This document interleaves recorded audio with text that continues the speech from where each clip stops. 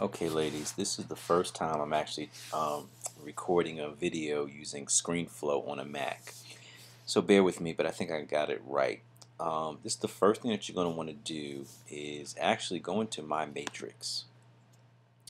And you want to go into Settings because you've got to decide how you want to export um, the data once you put it all together. This is just an important step. So go down here to Custom Exports. I already have something in here, but you have to go to Table Type, change this to Tax, because that's what you're going to be doing the search from.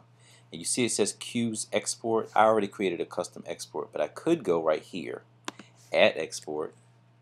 I'm going to just call this RIA, so you'll know that this is the one that I just did in the spot. And one of the things I'm going to just throw in here is property address. Hit Add.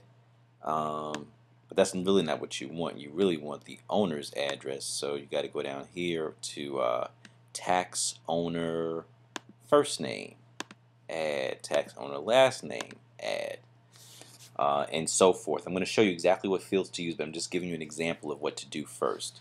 You would put include column names. This is how it's going to appear in Excel. You want to show the names for each column, and you want to do it as comma separated values, or CSV, so leave it as comma. Alright, I'm going to cancel it here, and let me just show you what I already created originally. Let me edit this. These are the fields you might want to consider having, and you can always pause the screen and come back. But property address, tax parcel, city name, tax parcel state. So I'll leave this here for about a second. And these are the last couple of ones. I would strongly suggest that you just pull these over, the ones that I have listed here, and hit Add, and it will move it to this category. Make sure at the bottom you have name selected and you have comma selected, okay? And make sure you save it. I hit cancel because I've already saved it. So now that you have your custom export done, now you're ready to go into your tax search. So we're going to go into tax, and just for purpose of demonstration, we'll go into general. First thing I'm going to do is put on the county for PG County, which is right here. And I'm going to put it on absentee owner. That's important. Because you're going to get so many records, you're going to have to start limiting the criteria. One of the easiest ways to do that is to restrict the transfer date. You might want to just put everything that has happened where there haven't been any transfers, say, within the last 10 years. So you might just go back 1/1/2001. That's actually 11 years. And put a minus sign here because, as it says, you can't do it like that. It'll say the minus sign is for dates less than or equal to the date entered. So I know that this means it's going to only pull records where the last transfer date was at least 10 years ago from January 1. The other thing I'm going to do is just put a subdivision in here because the zip code might be too broad. For instance, if I put 20774 and I hit count, it'll tell me there's almost 1,500 records. That's not going to work because we can't work with anything more than 500. So I've got to go the subdivision route or start getting more restrictive. Like out of that 1499, if I actually had chose only properties with at least 900 square feet, which is really anything less than that is going to be really probably not good for wholesaling, and do a count, it drops. Oops, what did I just do? How did that number get higher? Oh, so I don't have the zip code in, that's why. So instead of 1,500 records or 1,499, when I put in the living area, you see it almost drops it in half. So let's go back. Moving right along, we're going to take this out. I'll leave that last transfer date piece in. I'm going to take the zip code out. I'm actually going to just put in the name of a subdivision. Let's just say Perrywood in PG County. This should give me about 200 something records. Okay, 89. Perfect. I'm going to hit search. Now, you notice that the information that MRIS shows you is property address, subdivision, city, zip, absentee owner, yes. The owner's name. This is the big thing. You see it's one field. you actually want two fields, a first name and a last name, so when you get it into Excel and you want to import it into another program, you actually have you can customize a mailer and say Dear, not Wendell Garlic. You could just say Dear Wendell or Dear Mr. Garlic. So you want to actually separate this column into two. So as you can see, you only have living area, acreage, and transfer date. I'm going to make the suggestion that you set up a custom view. I have a custom view in here.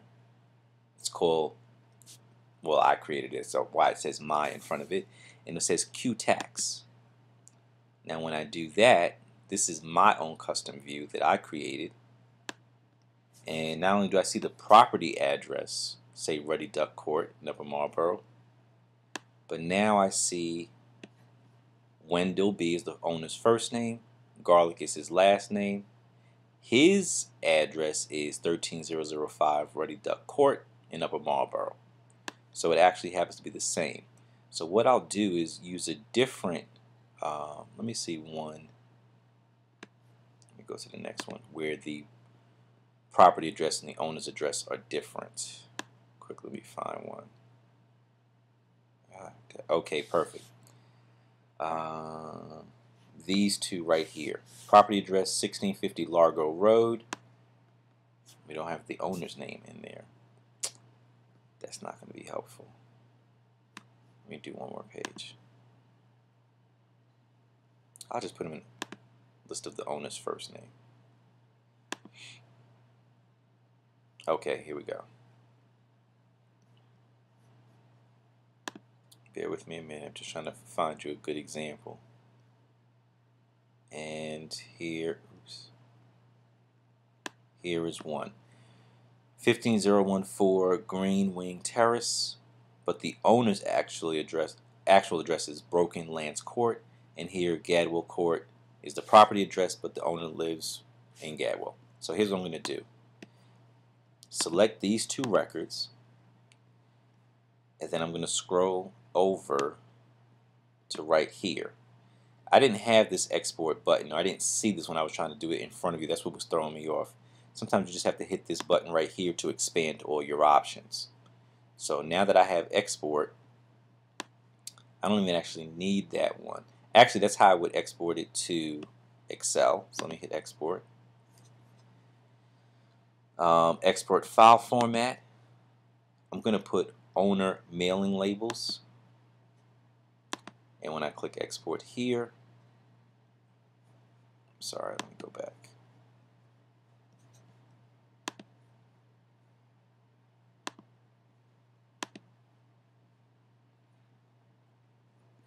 Okay.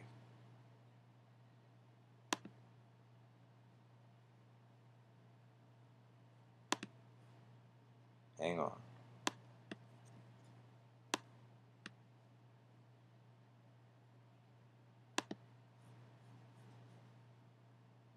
Oh, Q's export was the name of my export. So I'm going to hit export here. And here is my Q's export. And you notice it's at a comma separated values file format. That means it'll come right into Excel. So I'm going to double click this. It opens Excel, and then you can see here is the tax parcel, full street. So this is the actual property address. And his subdivision. Here's the owner's name, Kenneth Younger. And here is his tax owner's full mailing address, city, and state. So you could just simply, in whatever program you're using, map these fields that you want.